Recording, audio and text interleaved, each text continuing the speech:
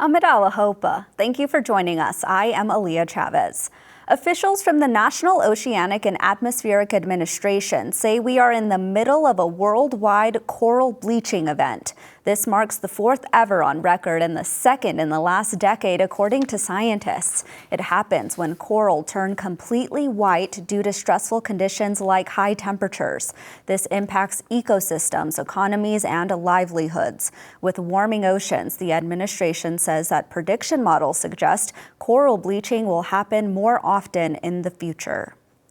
In Alaska, Indigenous leaders are fresh off an Arctic Symposium to make their message known. Nothing about us without us. 6 Inupiaq, Tlingit, and Athabascan leaders joined others from an estimated 30 countries to kick off Arctic Encounter 2024. It started with a session emphasizing self-governance and that Indigenous issues need to be heard at the international level. Indigenous youth were also a talking point, with leaders saying they will be the next generation to continue the fight.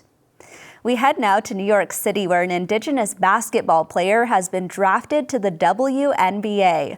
Alyssa Peely was drafted in the first round to the Minnesota Lynx as the 8th overall pick, which was higher than what experts were predicting. The Samoan and Inupiaq star became the 7th player to be selected from the University of Utah and just the 3rd overall to be selected in the first round.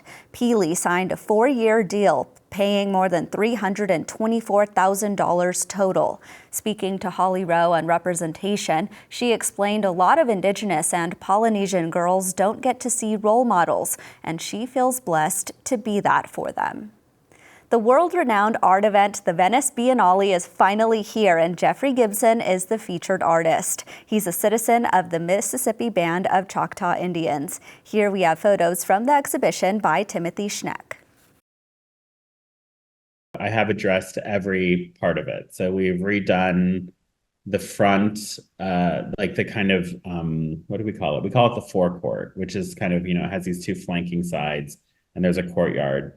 So there's a large central sculpture that sits in the center there, which is meant to be activated. The exhibition is presented by the Portland Art Museum in Oregon and Site Santa Fe in New Mexico. It's on view April 20th to November 24th. Several special programs are scheduled throughout the run. Gibson is the first Indigenous artist to represent the U.S. with a solo exhibition at the Venice Biennale. It's entitled The Space in Which to Place Me, from a poem by Lele Long Soldier, who is Oglala Lakota. Shirley Snavy, ICT News. In the world of entertainment, more Indigenous talent is coming to your screens soon.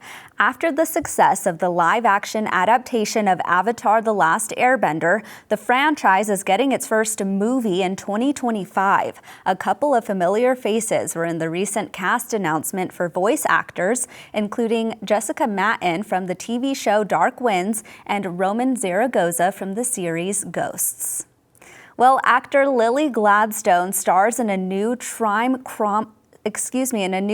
crime drama called Under the Bridge, and it drops today on Hulu.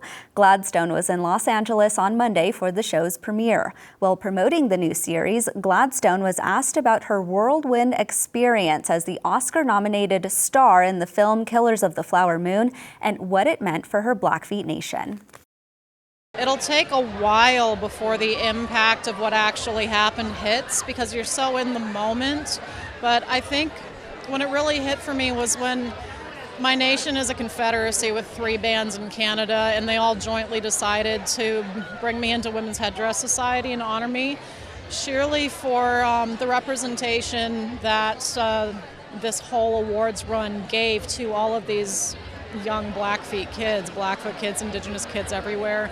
And I think getting to walk out of that and immediately feel what that impact was in such an overwhelmingly beautiful way, it just, it really, I think I'm still going to be kind of piecing together what the long-term effects of it are, but to have so much love and positivity and, celebration of Indigenous life and joy in the wake of, talking about that film, that story, that history, and what it did for everybody. And it was an incredible moment.